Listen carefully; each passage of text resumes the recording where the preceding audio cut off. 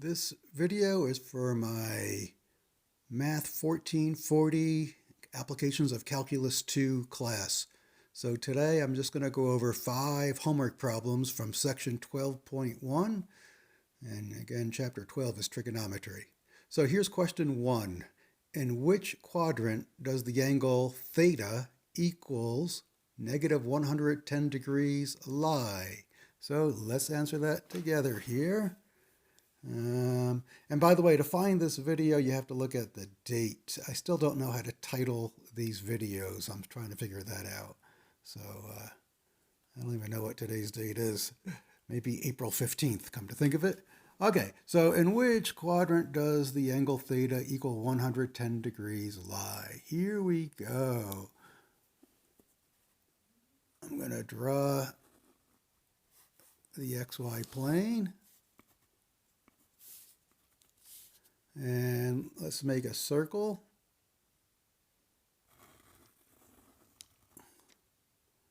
Okay, since the angle is negative, you have to go clockwise from the positive x-axis. This is the positive x-axis.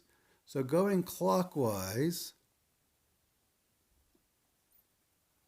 from there to there is 90 degrees.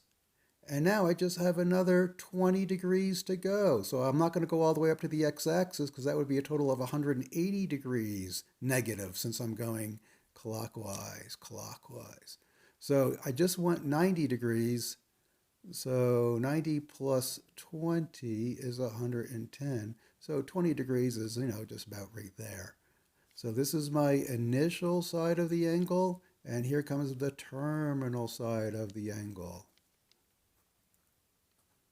So this would be,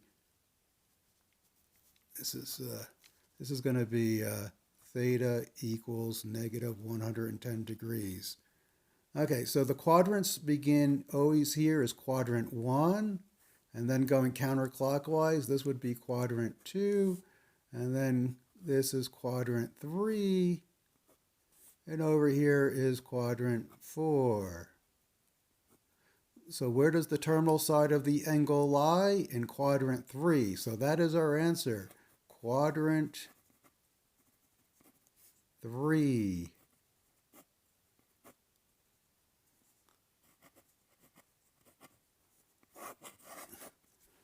Okay, for whatever reasons, we always use Roman numerals to identify the quadrants. Not a big deal. Okay, let's go to the next question. In which quadrant does the angle 13/6 pi radians lie? So now we're talking about radians. So once again, I'm going to start off by drawing a circle in my XY plane.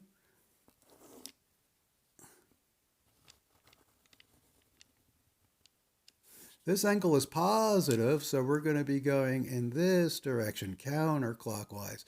This is my initial side of the angle right here on the positive x-axis. So here's what we can do. So first of all, before I answer this question, let me just review when we're talking about circles. A full circle has 360 degrees. So from here to the y-axis here is 90 degrees, and then 180, and then 270, and then 360. So that would be it in degrees. But now we're talking about radians. So in radians, we're going to learn this is equivalent. Instead of saying a quarter turn is 90 degrees, that's the same thing as saying pi over 2 radians. And then another quarter turn is going to bring us to the negative x-axis, which is pi radians. So pi radians, that angle is the same as 180 degrees. And then another quarter turn, we're up to 3 pi over 2 radians. 3 pi over 2 is the same thing as 270 degrees. And then to complete the circle, we are up to 2 pi radians. So 2 pi radians is a full circle, just as we can say 360 degrees is a full circle. So what I like to do is look at the number in front of the pi, 13/6. So here's what I would do. Let's rewrite 13/6 pi. I like it better in this form. 13 pi over 6. And then take a look at this fraction here. Let's rewrite that as a mixed number. What is 13 divided by 6? Well, 6 goes into 13 twice with 1 left over. So think of it as 2 and 1/6 pi radians. So when your degree measure is in radians, you don't even have to write the word radians. It's understood if you don't see the word radians or degree mark that we're talking radians. But when you're talking about degrees, you must have that degree mark. Otherwise, it's going to be assumed radians. Okay, so 2 and 1/6 pi radians. Let's see what quadrant that's going to be. So again, you start with the positive x-axis, and I'm going to go 2 and 1/6 pi. That's like 2 pi plus 1/6 pi. So I know 2 pi is a full circle. So starting with the initial side, I'm going to go all the way around. And then I just have pi over 6 left, 1/6 pi or pi over 6. Pi over 6 is the same thing as 30 degrees. So we're just going to go a little bit more. About right there is going to be where the terminal side of the angle is. So this big angle, and again, because it was positive, we went counterclockwise. So there's 2 pi plus another pi over 6. So that angle is going to be 13/6 pi radians. And clearly this is quadrant 1. We're in quadrant 1. So that's our answer. In which quadrant? The answer is quadrant 1. Quadrant 1. Okay. Let's go to the next question.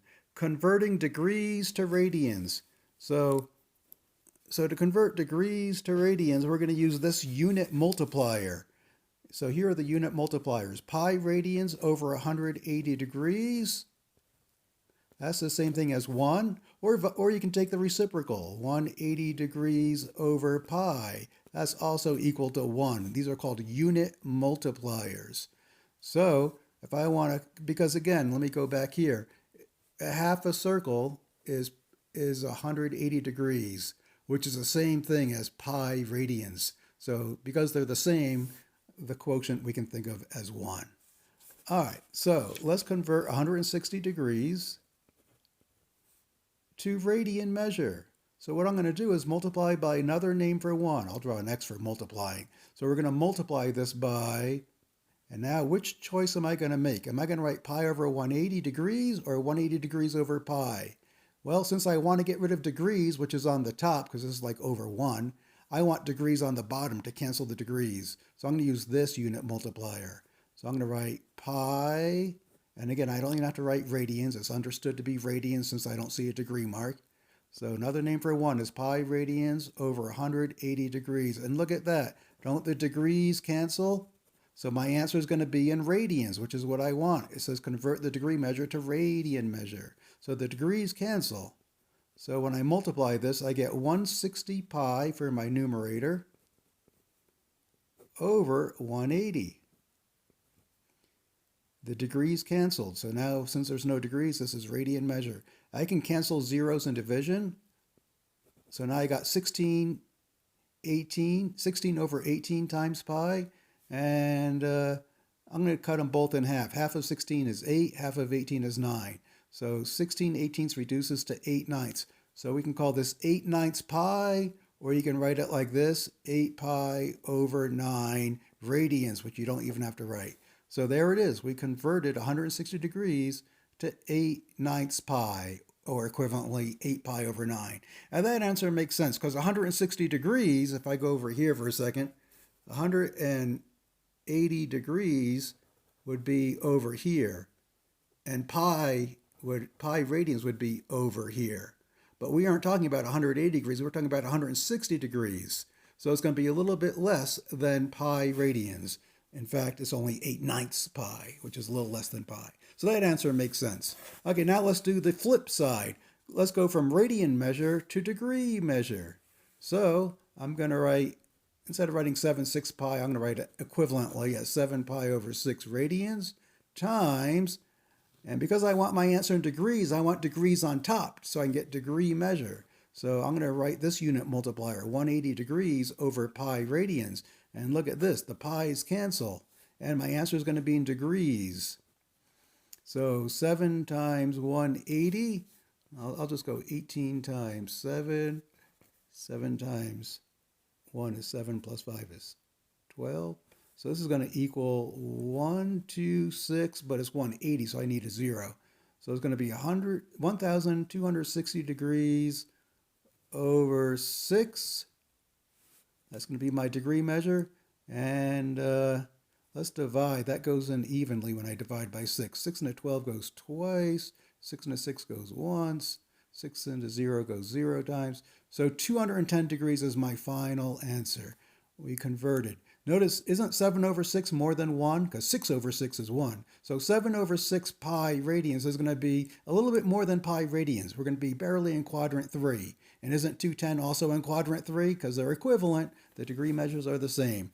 Okay, and now here's the last question. Determine a positive angle and a negative angle that are coterminal angles of theta equals 5 pi over 3. Here's the picture. So I drew my circle, and then from the initial side to the terminal side. 5 pi over 3 is in quadrant 4.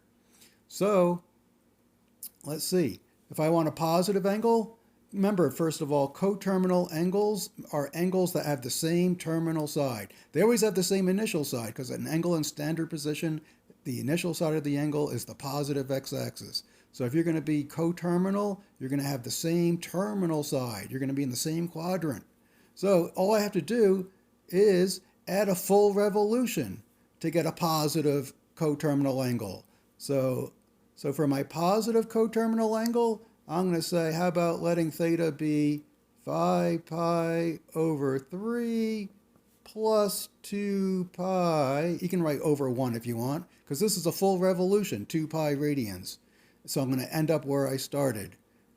Okay, if you get a common denominator of 3, this would be 6 pi over 3. So 5 pi over 3 plus 6 pi over 3 is 11 pi over 3.